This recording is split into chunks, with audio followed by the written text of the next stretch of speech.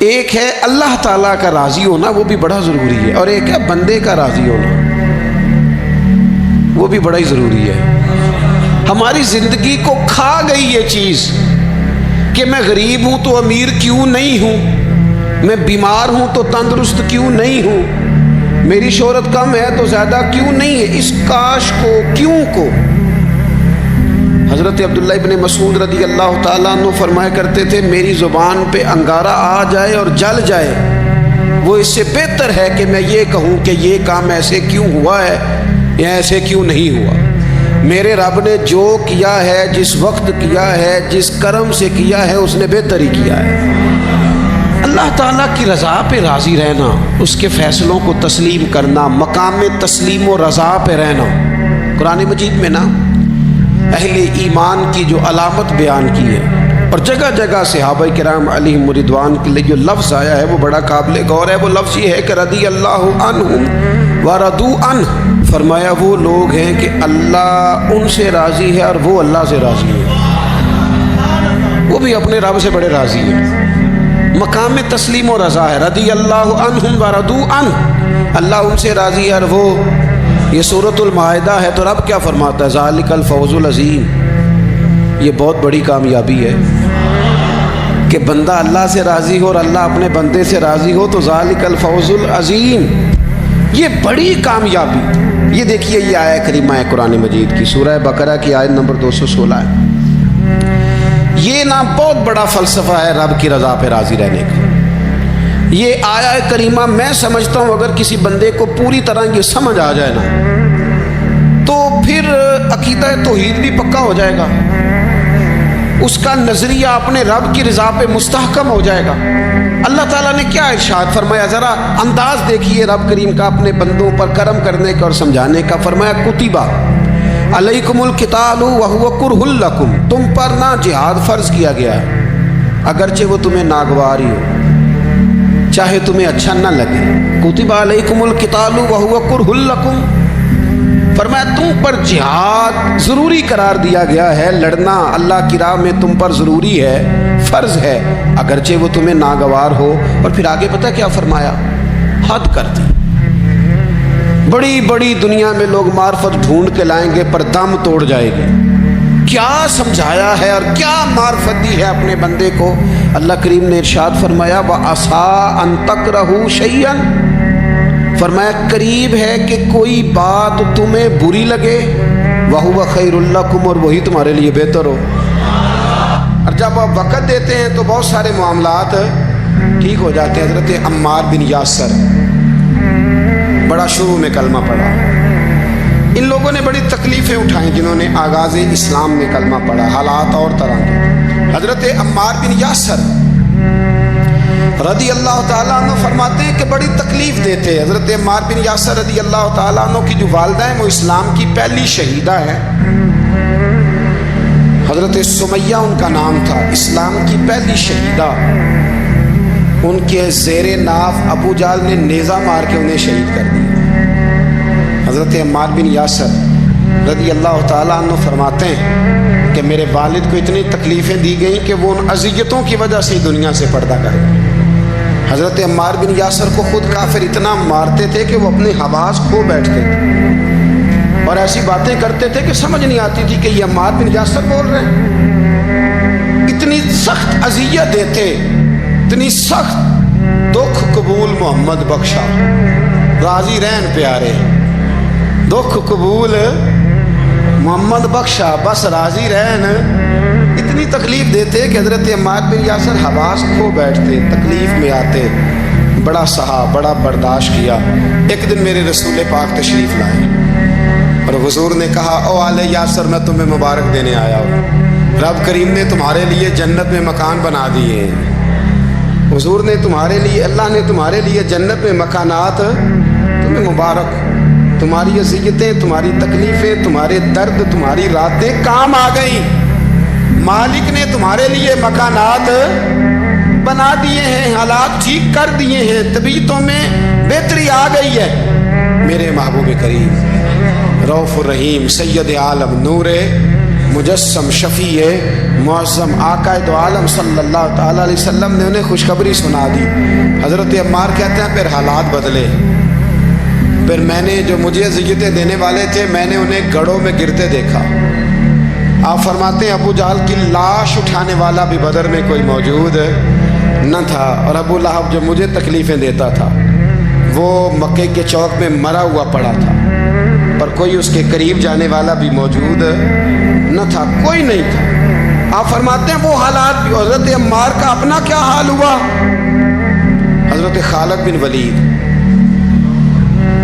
رضی اللہ تعالیٰ میں بڑے بہادر ہیں۔ حضور نے فرمایا یہ اللہ کی تلوار ہے، یہ اللہ کی، بڑے بہادر تھے، بڑے شیر دل تھے۔ فرماتے ہیں کبھی معذرت نہیں کرنی پڑی، کبھی جھکنا نہیں پڑا، کبھی کسی کی منت نہیں کی۔ اللہ نے طاقت اتنی عطا فرمائی تھی، ہمت، حوصلہ، صبر، استقامت اتنا دیا، کبھی کسی جگہ پشت نہیں لگی۔ لیکن فرماتے ہیں کسی وجہ سے نا ایک دن میرا عمار بن یاسر کے ساتھ کسی بات پہ اختلاف رائے ہو گیا۔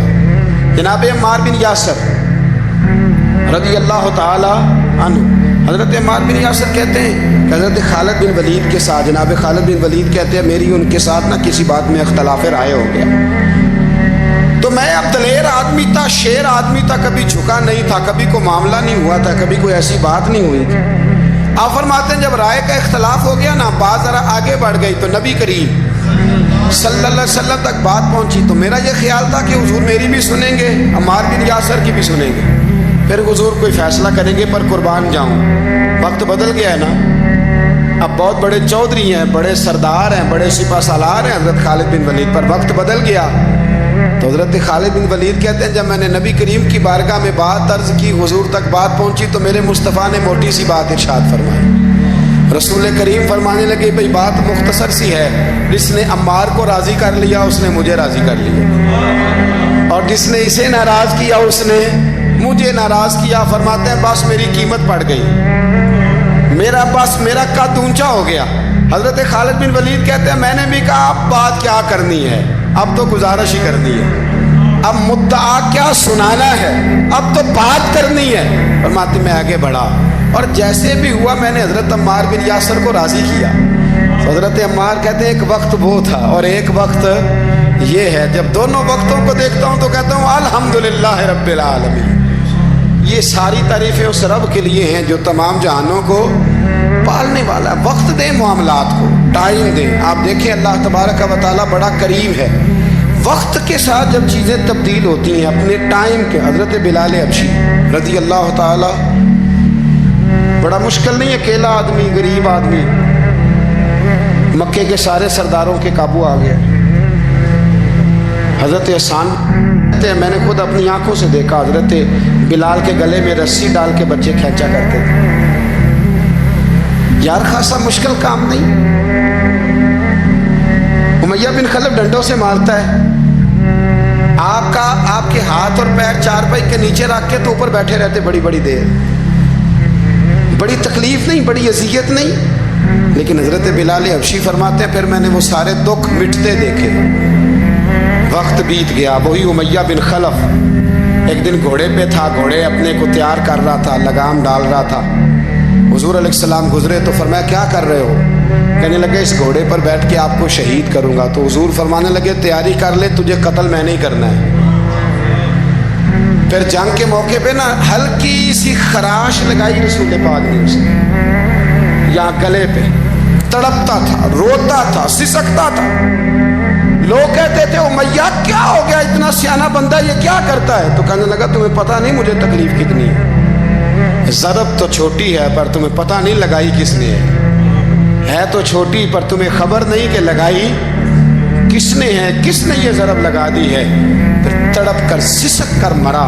حالات بدل جاتے ہیں، حالات میں تبدیلیاں آ جاتی ہیں۔ ہم وقت نہیں دینا چاہتے، ہمارے اندر جو حوصلے کی کمزوری ہوتی ہے، ہمارے اندر جو وہ ایک بہت بڑا معاملہ ہوتا ہے کہ کسی بھی طریقے سے یہ معاملہ ختم ہو، کسی بھی طریقے سے شفا ہو، جلد از جلد ہم اس بات سے نکلیں، تو یہ بات ہماری درست نہیں ہے، ہمیں وقت دینا چاہیے۔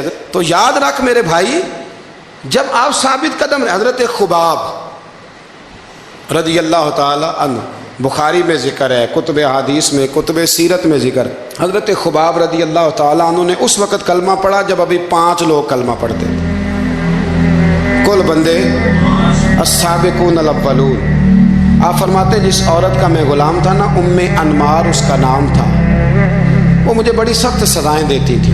آپ لوہار کا کام کرتے تھے، سلاخیں، آپ کو پتہ ہے لوہار سلاخ رکھتا ہے پہلے آگ میں بھٹی میں، پھر وہ جب پوری طرح تپتی ہے پھر کچھ بنتا ہے، لوہار کا کام کرتے تھے۔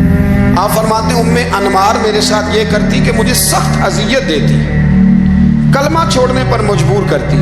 ایک دفعہ تو ایسے ہوا کہ اس نے کافروں کی ڈیوٹی لگائی، میں گلی سے گزر رہا تھا، مجھے نہیں پتا تھا ان کی پہلے سے تیاری ہے، انہوں نے کوئلے جلا کے رکھے ہوئے تھے، مجھے پکڑا، میرا کرتا زبردستی اتارا، کوئلوں پہ لٹا دیا اور میرے وجود پر وزنی پتھر رکھ دیے۔ فرماتے ہیں میری چربی پگھلی تو کوئلے بجھے۔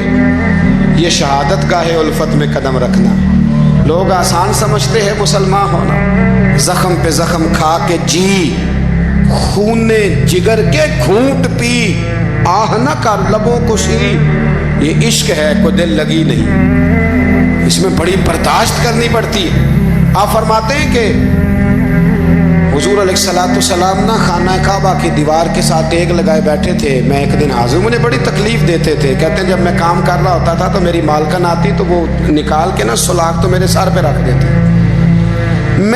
میرا سارا وجود زخمی تھا۔ حضور خانہ کعبہ کی دیوار سے ٹیک لگائے بیٹھے تھے، میں حاضر ہوا تو محبوب کریم بھی اٹھے، تو حضور علیہ السلام سے میں نے عرض کی حضور دیکھیں مجھے کتنی تکلیف دی جاتی، تو ابھی فرمانے لگے بس اتنی، بس اتنی؟ فرمایا تم سے پہلے لوگوں کے سروں پر آرے رکھ کے 2 حصوں میں چیر دیا جاتا تھا، لوہے کی کنگھیوں سے ان کے وجود ادھیڑ دیے جاتے تھے، پر وہ سی نہیں کرتے تھے، اف نہیں کرتے تھے، میں خبردار بس اتنی؟ اور پھر میرے حضور نے ہاتھ اٹھائے، کہا اے اللہ خباب کی مدد فرما، اے اللہ خباب کی، اتنے لفظ ادا کی۔ حضرت خباب کہتے ہیں پھر میں نے وقت کو وقت دیا، پھر میں نے حالات کو وقت دیا، پھر میں نے اپنے محبوب کی دعا کو قبول ہوتے دیکھا۔ فرماتے ہیں وہ میری مالکن یہ مجھے تکلیف دیتی تھی، اذیت دیتی تھی، پر اس کا حال یہ تھا کہ اس کے سر میں درد اٹھا، اور جس طرح کتا چیختا ہے جب اسے مارا جاتا ہے تو وہ چلاتا ہے، اس طرح وہ آوازیں نکالتی۔ پھر وہ بہت بڑے طبیب کے پاس گئی تو اسے کسی نے کہا کہ لوہے کی سلاخوں سے اپنے سر کو دگوایا کر، داغ دیا کر، اسے چلایا کر جگہ جگہ سے تاکہ تیرے اندر کا درد ختم ہو۔ تو آپ فرماتے ہیں پھر لوگوں میں نے صبر اور استقامت کا رزلٹ دیکھا کہ وہ جو مجھے بطور سزا میرے سر پہ سلاخیں رکھتی تھی، پھر وہ بطور دوائی منگانے لگی، میں سلاخ گرم کر کے لاتا اس کے سر پہ رکھتا، فرماتے ہیں پھر اسے سکون ہوتا، پھر وہ تڑپتی، اور چونکہ مجھے تو وقت یاد تھا نا، کہتے ہیں لیکن میں مصطفیٰ کریم کا کلمہ پڑھتا تھا، میں نے کبھی دوبارہ پلٹ کر اسے یہ بات یاد نہ کرائی۔ آپ وقت دیں، ماحول کو ٹائم دیں، آپ دیکھیں، ہاں یہ ضرور دیکھیں کہ آپ کے ضمیر کے اندر کوئی ایسی بات تو نہیں، کوئی ایسا معاملہ تو نہیں کہ جہاں آپ غلط ہیں، اور اگر ایسا نہیں پھر آپ وقت دیں آنے والے اسباب کو۔ ہم نہ بڑی جلدی ہے، ہمیں دعا کرائی ہے تو آج شام تک مسئلہ ٹھیک ہونا چاہیے، دعائی کھائی ہے تو طبیعت شام تک ٹھیک ہونی چاہیے۔ اگر ہم راہ حق کے مسافر ہیں تو شام کو ہمیں قرب الہی مل چکا ہو، حضور کی بارگاہ کے ہم حضوری ہو چکے ہیں، ایسا نہیں ہے۔ آپ وقت دیں، سفر کو جاری رکھیں، تسلسل کے ساتھ سفر کریں، سفر کے لیے جتنے اسباب کی ضرورت ہے وہ سارے اکٹھے کریں، محنت پوری کریں، جد و جہد پوری کریں، ہمت پوری کریں، لیکن پھر نتیجہ اپنے رب کریم پہ چھوڑ دیں، پھر رزلٹ اپنے اللہ۔ کئی دفعہ ہماری چاہت اور ہوتی ہے اور اللہ کی حکمت اور ہو، تو اللہ کی حکمتوں پر بہت ساری چیزوں کو چھوڑیں۔